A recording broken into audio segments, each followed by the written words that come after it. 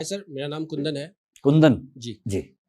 मेरा सवाल ये कि मैंने एक्चुअली आपका एक इंटरव्यू देखा था, उसमें आपने कहा कि आपकी सफलता के पीछे तुक्के हैं।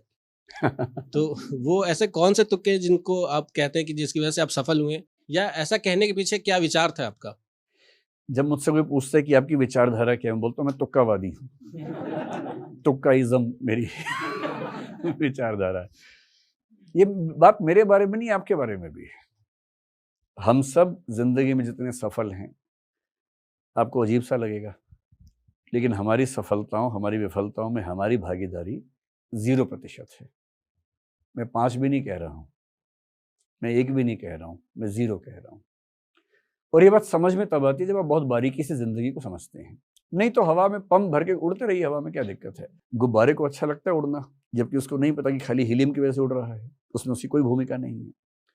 तो गुब्बारा बन के हवा में उड़ना सामान्य बात है, लेकिन एक बार ईमानदारी से टटोल लेना कि मेरी सफलताओं में मेरी कितनी भूमिका है, वो ज्यादा गहरी बात है। तो एक बार खेल लेते हैं।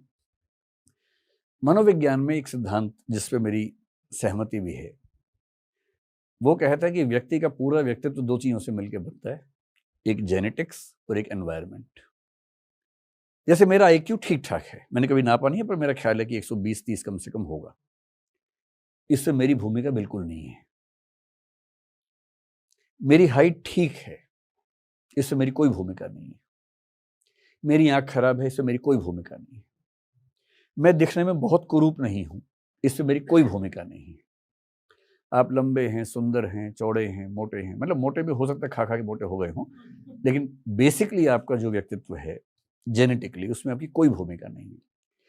इससे यदि किसी को लंबा होने का घमंड है, तो उस मूर्ख को पता नहीं है कि उसमें उसकी कोई भूमिका नहीं है। किसी को छोटा होने का गम है, तो उसमें उसकी क्या भूमिका है? कोई भूमिका नहीं है। तुक्का लग गया। आप ऐसे पेरेंट्स के घर पैदा हुए जिनके जीन्स की हिस्ट्री में छोटापन था, तो आप छोटे हो गए। किसी के जीन्स में गोरापन था, आप गोरे हो गए। इसलिए आप विज्ञापन में जा रहे हैं ये बताने के लिए कि मैंने कौन सी क्रीम लगाई थी। तो लगाई नहीं क्रीम आपने कोई क्रीम नहीं लगाई। क्रीम लगा के आज तो कोई गोरा हुआ भी नहीं है।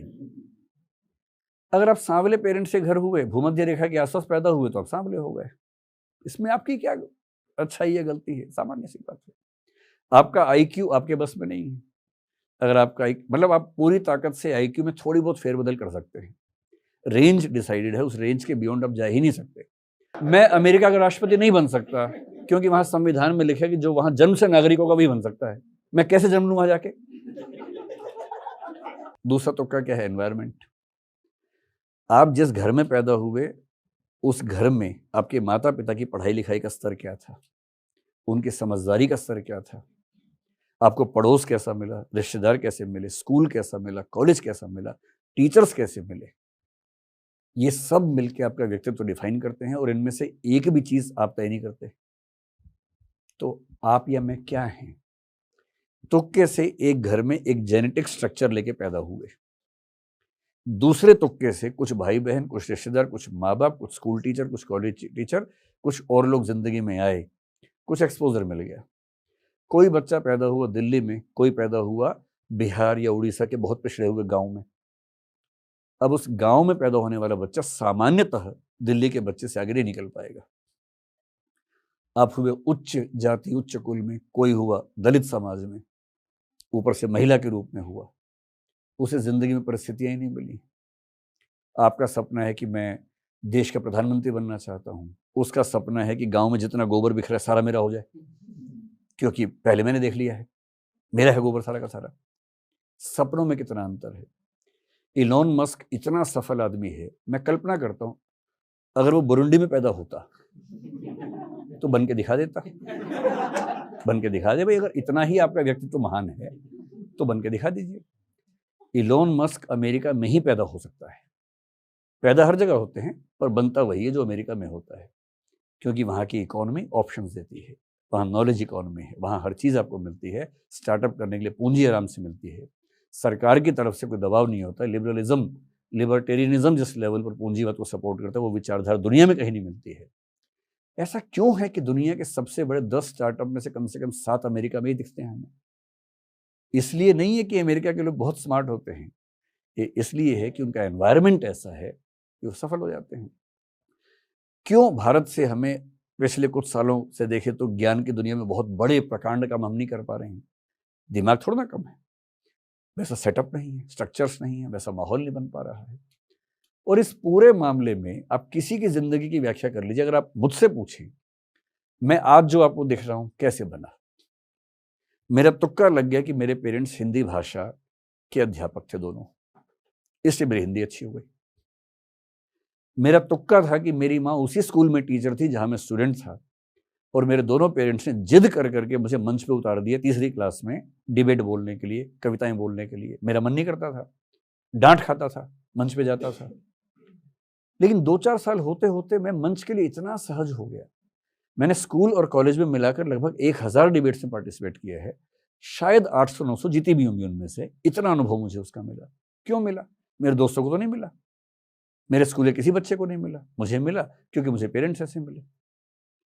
उनका जेनेटिक स्ट्रक्चर ऐसा था कि मेरा IQ भी ठीक हो गया, मेरी भाषा ठीक हो गई। मेरे पिताजी की इच्छा थी कि मेरा बच्चा दिल्ली जाके पढ़े, मुझे सुविधाएं मिली, मेरे दोस्तों को नहीं मिली। वो छोटे शहर में रह गए, मैं दिल्ली आ गया। मुझे दिल्ली विश्वविद्यालय का माहौल मिला।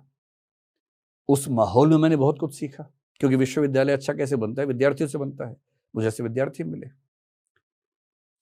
फिर उस माहौल ने मुझे सिखाया कि UPSC देना चाहिए एग्जाम।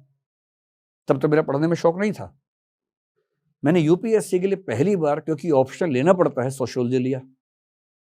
उस विषय को पढ़ के मुझे लगा कि पढ़ाई की दुनिया इतनी सुंदर है। संयोग से सोशियोलॉजी में नंबर नहीं आए, तुक्का ऐसा हुआ, तो मैंने विषय बदला, एंथ्रोपोलॉजी लिया कुछ महीने के लिए। फिर लगा कि हिंदी में नहीं संभल पाएगा, वो छोड़ के फिलोसफी लिया। फिलोसफी मैंने क्यों पढ़ा? मेरी मजबूरी थी, UPSC के लिए पढ़ना था।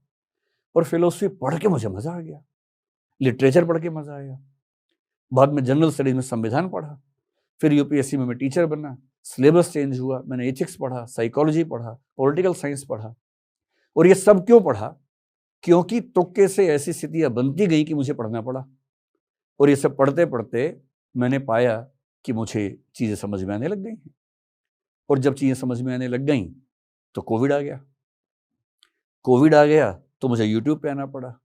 YouTube पे आया तो लाखों करोड़ों लोग उसको देखने लग गए, जो मुझे उम्मीद नहीं थी। देखने लग गए तो पहचानने लग गए। उन्होंने पहचाना तो अपने यहाँ बुला लिया। तो मेरा यहाँ होना भी तुक्का ही है। तो इस रूप में देखें तो हमारी जिंदगी में, हमारी अचीवमेंट्स में हमारी भूमिका अंततः 0% है। इस बात को जितना जल्दी समझ लें उतना अच्छा है, वरना हवा में उड़ने से कोई फायदा है नहीं। लेकिन इससे निराश नहीं होना है। कबीरदास के स्तर पे जाके सोचना है, मेरा मुझ में कुछ नहीं, जो कुछ है सो तोर। वो ईश्वर से कह रहे हैं, तेरा तुझको सौंपते क्या लागत है मोर। सब ईश्वर का है, मेरा कुछ नहीं है। आधुनिक कवि की भाषा में आपको शायद अच्छा लगे कविता की बात सुनने में, अरुण कमल एक कवि हुए हैं, कितनी गहरी बात कह गए हैं। अपना क्या है इस जीवन में सब तो लिया उधार, अपना क्या है इस जीवन में सब तो लिया उधार, सारा लोहा उन लोगों का अपनी केवल धार। केवल धार मेरी है, लोहा सारा समाज का है। सब कुछ समाज से मिलता है। और इसीलिए महात्मा गांधी हो, कार्ल मार्क्स हो, कॉर्डवेल हो, ये सब कहते हैं कि व्यक्ति का व्यक्तित्व पूरी तरह से समाज का एक बाई प्रोडक्ट है, उसमें उसकी कोई भागीदारी नहीं है। व्यक्तिवादी लोग नहीं मानते, जैसे रसेल नहीं मानते हैं, लेकिन एक बहुत फेमस डिबेट है, रसेल और कॉर्डवेल की डिबेट कहते हैं उस सोसाइटी पॉलिटिकल फिलोसफी में। कॉर्डवेल ने साबित किया रसेल को, बर्ट्रैंड रसेल को, कि रसेल, अगर तुम किसी कारपेंटर के बेटे होते तो हम मैथमेटिशियन रसेल को ना जानते, हम एक महान कारपेंटर रसेल को जानते हैं, क्योंकि तुम्हारा मैथमेटिशियन होना भी तुम्हारी परिस्थितियों से पैदा हुआ है, ना कि तुम्हारे व्यक्तित्व से हुआ है। और ये बात सही भी है, इसको कैसे खारिज कर सकते हैं। इसलिए निराश हो, विफल हो तो ज़्यादा परेशान मत होइए, इसमें आपकी भूमिका बहुत कम है। सफल हैं तो ज़्यादा उछलिए मत, दूसरों को नीचा मत दिखाइए कम से कम, क्योंकि जिसको आप नीचा दिखा रहे हैं उसकी परिस्थितियाँ आपसे खराब थी, इतनी सी बात है।